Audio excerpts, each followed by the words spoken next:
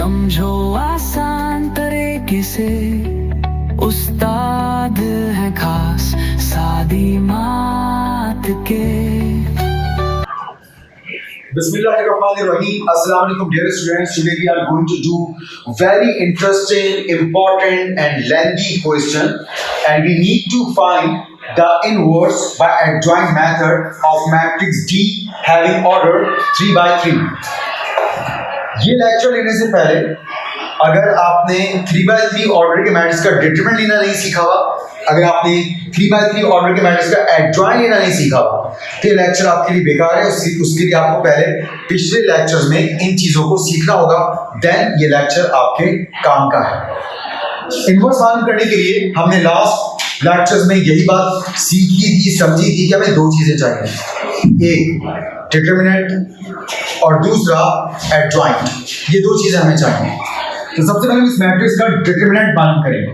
In case अगर इसका determinant 0 आ गया तो ये कहलाया जाएगा सिंगुलर मैट्रिक्स, और सिंगुलर मैट्रिक्स नॉन इन्वर्टिबल होता है। सिंगुलर मैट्रिक्स इनवर्स नहीं निकल सकता, तो हम वही इसको इम्पॉसिबल लिखकर छोड़ देंगे।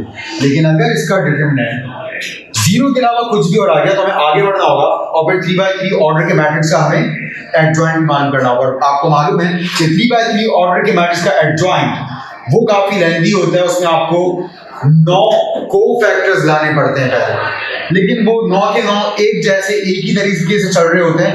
तो ये सवाल तो बहुत आसान है, बस थोड़ा सा लेंथी है। सबसे पहले मॉड मालूम करते हैं। To find mod of D,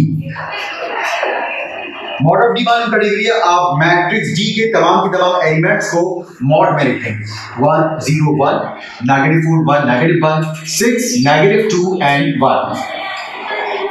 अब यहाँ पर आप जानते हैं कि जब आप मॉड मालूम करते हैं तो आप किसी भी रॉ या कॉलम से मैट्रिक्स को एक्सपेंड करते हैं। तो हम यहाँ पर फर्स्ट रॉ से एक्सपेंड करते हैं, एक्सपेंडिंग बाय रॉ 1। तो सबसे पहले हम रॉ 1 का पहला एलिमेंट लिखेंगे 1, और इसके आगे मॉड लगा देंगे। इस 1 का कॉलम छुपा देंगे, इस 1 की रॉ भी छुपा देंगे, और जो बचा 1 -1 -2 1 उठा के यहाँ लिख देंगे। उसके बाद सेकंड एलिमेंट का आप साइन तब्दील करके लिखते हैं, मगर लेकिन यहाँ सेकंड एलिमेंट 0 है, जिसको आप प्लस में लिखिए माइनस में लिखिए कोई फर्क नहीं पड़ता, और इसके आगे मॉड लगाने की भी जरूरत नहीं, क्योंकि मॉड का आप जो भी जवाब लाएंगे वो इन दैट 0 से मल्टीप्लाई होगा और 0 हो जाएगा। इसलिए आगे बढ़ते हैं, थर्ड एलिमेंट पर आते हैं, +1, इसके आगे मॉड। अब ये जो आपने रॉ का थर्ड एलिमेंट 1 लिखा है, इसका भी कॉलम और रॉ छुपा दें। ये जो नंबर हम यहाँ लिखते हैं उसका कॉलम और रॉ छुपा देते हैं। -4 1 6 -2। आप इधर भी 2 by 2 ऑर्डर के मैट्रिक्स का मॉड लेंगे, और उधर तो mod of D is equals to 1 as it is. पहले डायगोनल का प्रोडक्ट 1 1 सा 1 माइनस n लगाया, सेकंड डायगोनल का प्रोडक्ट माइनस माइनस प्लस 1 2 सा 2, ये तो +2 आया, ये तो ऐसे आगे रख जाएगा। लेकिन अगर ये -2 आता तो माइनस माइनस प्लस हो जाता। उसके बाद 0 लिखने की जरूरत नहीं है, plus sign as it is, 1 as it is. अब यहाँ पर फर्स्ट डायगोनल का प्रोडक्ट माइनस माइनस 4 2 सा 8। इससे पहले के सेकंड डायगोनल बनाए माइनस साइन लगाया, क्योंकि हमें डिफरेंस लेना होता दोनों के प्रोडक्ट्स का। 1 6 सा 6। अब ब्रैकेट्स के आंसर्स लाते हैं। Mod of d equals to 1 1 -2 -1 plus sign 1 8 6 2। अब ब्रैकेट के जवाब को ब्रैकेट के बाहर लिखे हुए नंबर से मल्टीप्लाई करवाते हैं। तो mod of d plus minus minus 1 1 सा 1 प्लस ही रहेगा 1 2 सा 2 2 -1 1। तो इत्तेफाक से यहाँ पर हमारे पास पिछले लेक्चर की तरह जो मॉड है वो 1 आया है साइन बड़े नंबर का। इसका मतलब है जो एडजॉइंट आएगा वही इसका इनवर्स होगा। तो अब हम एडजॉइंट मालूम करते हैं। ये एक नॉन सिंगुलर मैट्रिक्स है, इसलिए इसका इनवर्स एग्जिस्ट करता है। अब एडजॉइंट मालूम करने के लिए सबसे पहले हम लाइन से 9 के 9 कोफैक्टर्स लेकर आते हैं। तो एक काम करते हैं, हम इस एरिया में कोफैक्टर्स लाते हैं, और जब कोफैक्टर्स आ जाएंगे तो फिर हम ये बीच का एरिया इस्तेमाल करेंगे इनवर्स मालूम करने के लिए। तो लेट्स स्टार्ट फाइंडिंग कोफैक्टर्स। सबसे पहले मालूम करते हैं D11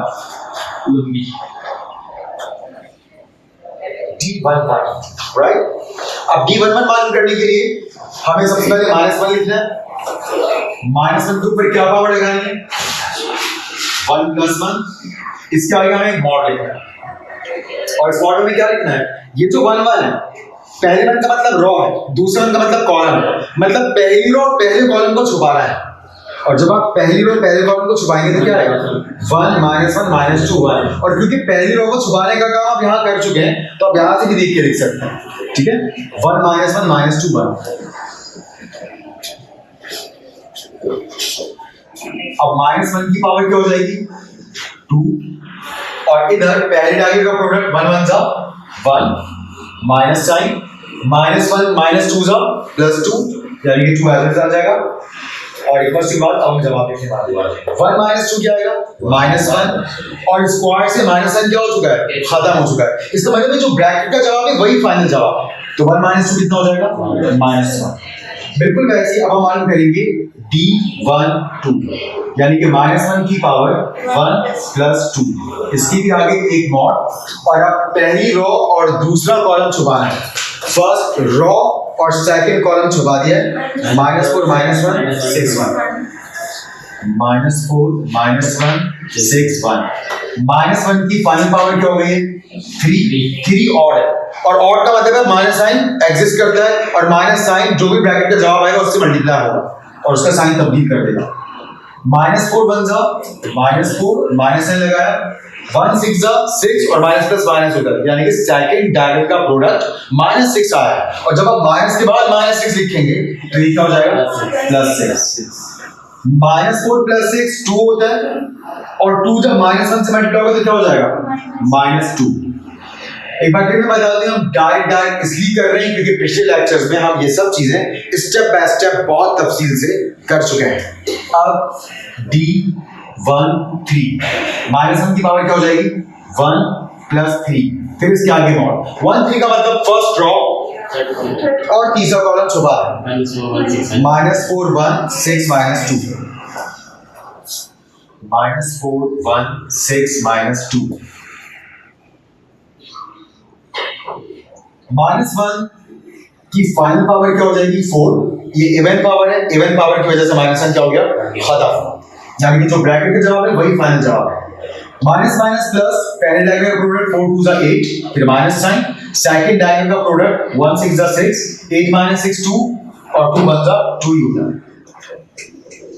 अब D2 1 -1 की पावर 2 + 1 इसकी भी आगे मॉड सेकंड ड्रॉ छुपानी है और फर्स्ट कॉलम 0 1 -2 1 0 1 -2 1 -1 की पावर क्या हो जाएगी 2 + 1 3 फर्स्ट डायगोनल का प्रोडक्ट 0 माइनस साइन आ गया सेकंड डायगोनल का प्रोडक्ट 1 * -2 -2 माइनस के बाद जब हम -2 लिखेंगे तो ये +2 हो जाएगा 0 + 2 2 ही होता है बट ये 2 -1 से मल्टीप्लाई होगा क्योंकि यहाँ ऑड पावर है और ऑड पावर तो माइनस एग्जिस्ट करता है तो माइनस मल्टीप्लाई होगा माइनस मल्टीप्लाई होगा तो 2 का साइन चेंज होगा ये +2 था फाइनली -2 हो गया। अब D2 -1 की पावर भी क्या हो जाएगी 2 + 2 आगे मॉड और इस बार सेकंड ड्रॉ के साथ सेकंड कॉलम छुपा रहा है इसका मतलब कॉर्नर्स उठाने 1 1 6 1 -1 की टोटल पावर 4 मतलब माइनस का गेम ओवर इवन पावर आ चुकी है। पहले डायगोनल का प्रोडक्ट 1 1 जा 1 माइनस साइन सेकंड डायगोनल का प्रोडक्ट 1 6 जा 6 1 - 6 -5 होता है और -5 ये तो +1 हो चुका था तो -5 ही रहेगा -5 + 1 से मल्टीप्लाई होकर -5 ही रहेगा। उसके बाद D2 3 -1 की पावर 2 + 3 मॉड इस बार सेकंड रो के साथ तीसरा कॉलम छुपाया जाएगा सेकंड रो थर्ड कॉलम 106 -2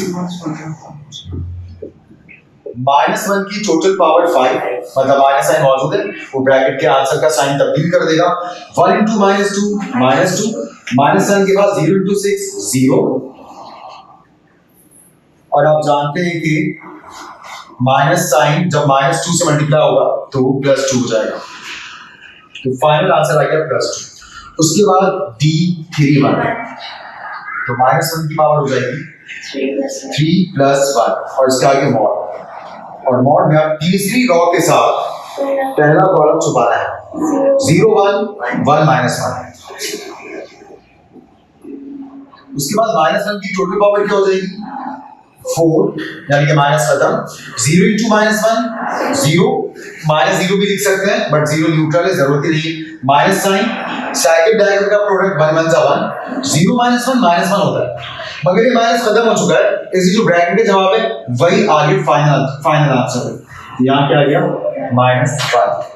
अब क्या मालूम करेंगे d32 -1 की पावर 3 + 2, इसके आगे मॉड 32 का मतलब तीसरी रॉ के साथ दूसरा कॉलम छुपा दो।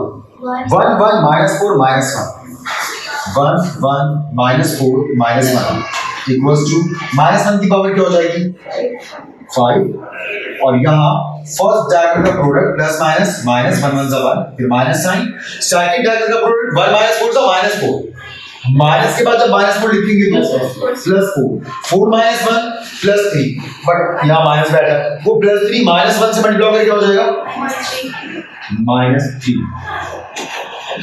फाइनली 8 कोफैक्टर्स आ चुके हैं।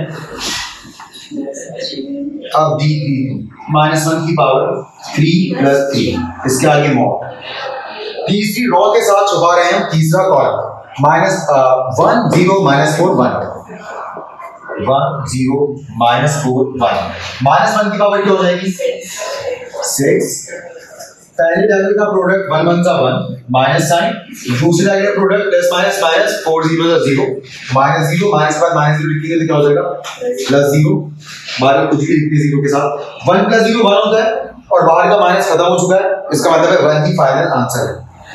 तो यूं हम 9 के 9 कोफैक्टर्स ला चुके हैं, और आप ये बात जानते हैं अच्छी तरह से, बल्कि आप में से कोई बताया मुझे कि ये तो कोफैक्टर है, ये सारे आंसर्स कोफैक्टर्स हैं। ये स्टार्टर है -1, सारी वैल्यूज आपने -1 से स्टार्ट की। ये जो बीच में जो मॉड होता है इसका भी खास नाम है,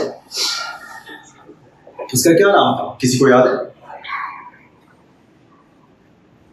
इसका क्या नाम है जो कोफैक्टर लाने में हमारी मदद करता है,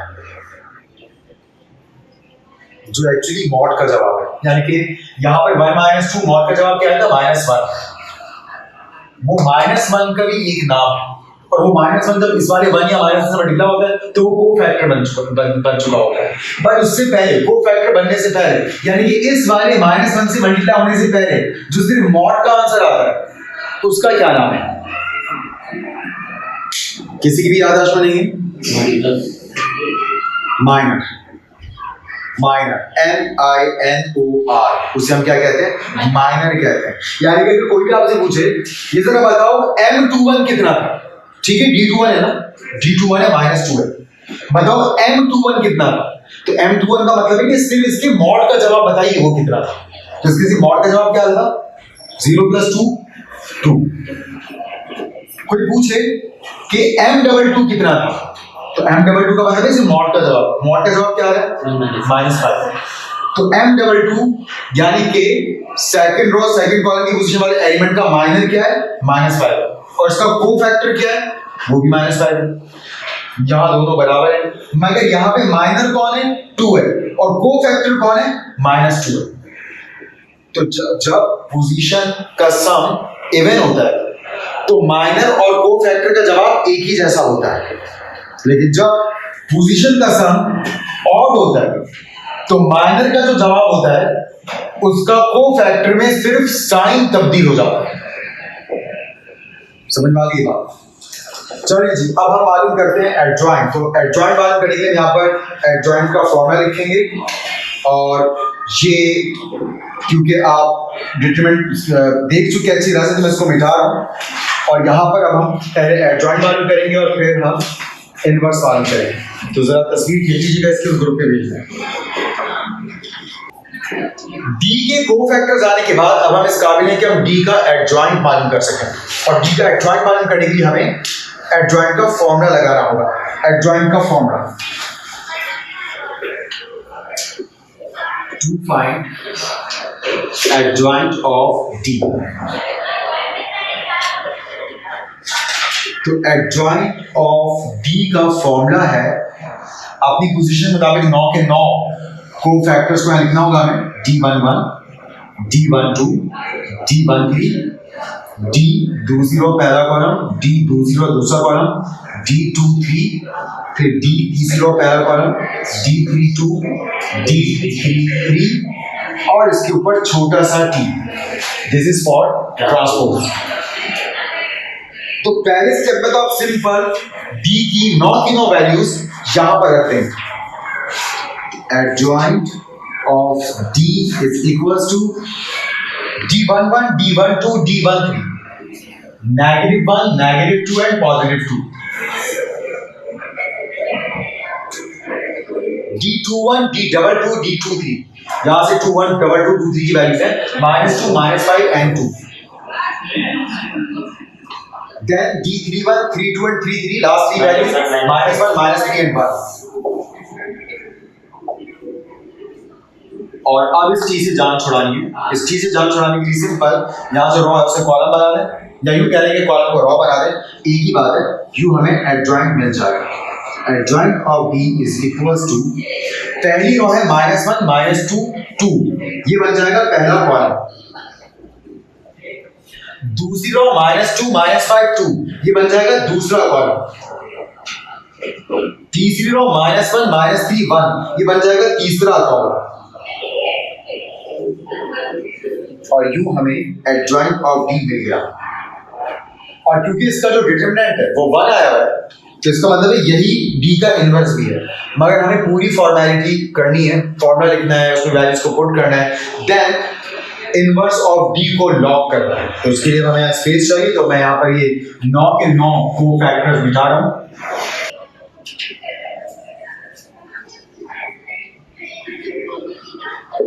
अब हम D का इनवर्स मालूम कर रहे हैं। D इनवर्स का सिंबल क्या होगा? D की पावर -1, और उसका फॉर्मूला क्या होगा? 1 divided by mod of D और multiply by adjoint of D। तो D inverse is equals to 1, mod of D 1 आएगा, multiply by adjoint of D। Adjoint of D क्या है? -1, -2, -1, -2, -5, -3, 2, 2, 1। और 1 से मल्टीप्लाई होने से भी कोई फर्क नहीं पड़ने वाला इन तमाम एलिमेंट्स पर, और 1 से डिवाइड करने से भी कोई फर्क नहीं पड़ने वाला। D इनवर्स हमारे सामने यही एलिमेंट्स के तौर पर आ रहा है। -1, -2, -1, -2, -5, -3, 2, 2, 1।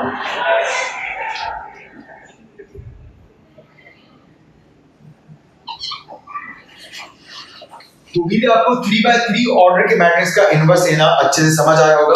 और अगर 3x3 ऑर्डर का मैट्रिक्स का इनवर्स लेना हो आपको, तो सारा प्रोसेस आपको फॉलो करना होगा अपने पेपर्स में। इंशाल्लाह आपको लगा तो कि नेक्स्ट क्लास में फॉर द टाइमिंग अल्लाह हाफिज़ एंड टेक केयर।